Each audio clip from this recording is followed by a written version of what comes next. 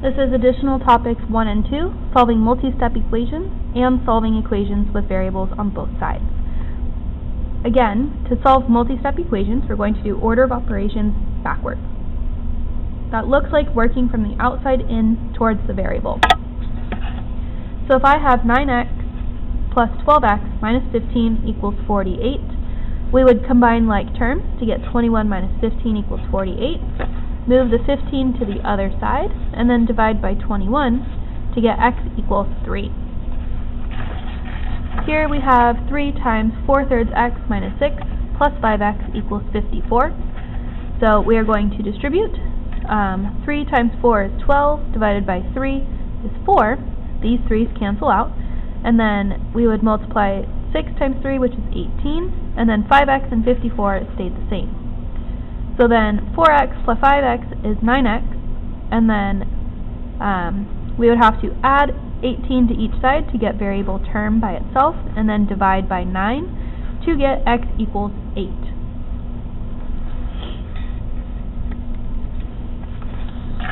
Here we have 3 plus 4.5 times 2 minus 3 equals 7.5.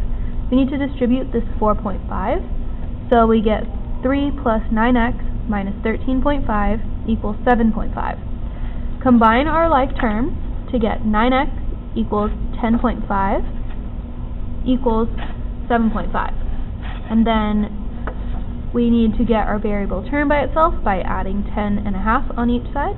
Divide each by 9 to get x equals 2. Here it says find the number of miles that you need to run so that the mean number of miles per day is 2.5. So the mean means the average. That's where we add up all the numbers and divide by how many numbers there are. So in doing that, we are going to include x because it says the mean of all the days is 2.5. So when I add up all these numbers, it's 7.45 plus x divided by 5. And since this entire thing is divided by 5, first step is to multiply each side by 5. Then 7.45 plus x equals 12.5. Then we need to subtract 7.45 on each to get x is 5.05 miles.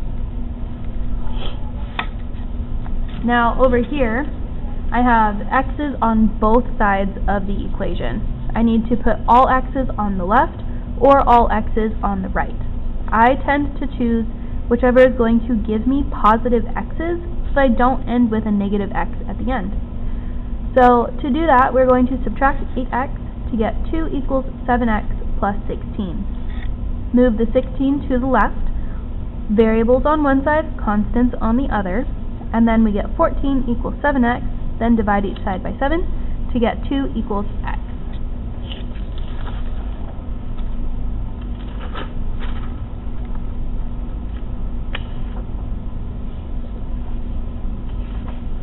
We have a couple more problems.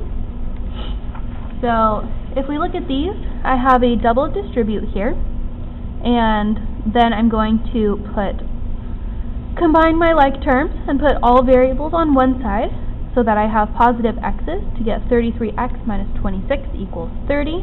Move the 26 to the right side to get variable term by itself. Then divide each side by 33, and we get 56 over 33 for our answer. This next one is an interesting case.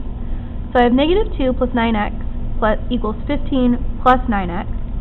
So to get all of my variables on one side and all the constants on the other, I would add 2 to each side to get 9x equals 17 plus 9x.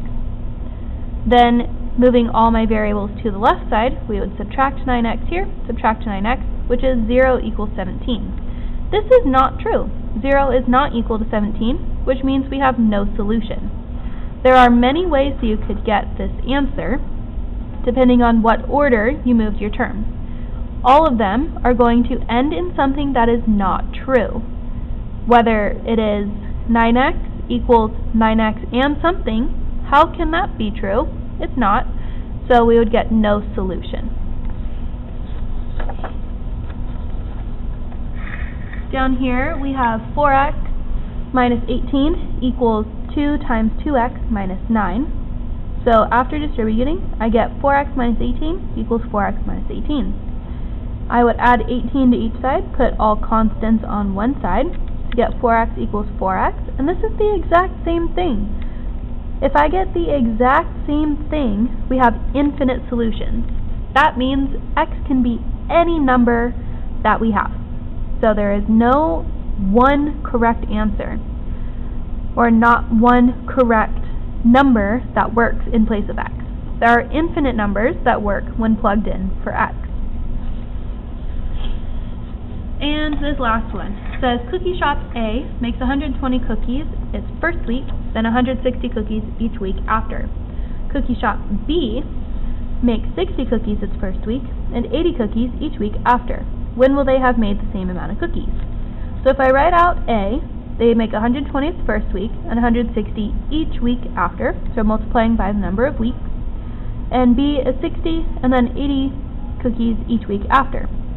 It says the same amount. Same amount means equal. So if I set these two equal to each other, and then I start solving for x, we would get negative 3/4 weeks is when they are equal. But that doesn't make any sense because we can't have a negative time. So negative time does not exist. They are never equal. If we look up here, A starts out making twice as many, and then they continue making twice as many as B. So A will always have twice as many cookies compared to shop B. So they are never going to be equal. If I had gotten a positive number, then that would be a valid answer of when they would have the same amount of cookies. But since this says I'd have to go back in time, we can't do that. They will never be equal.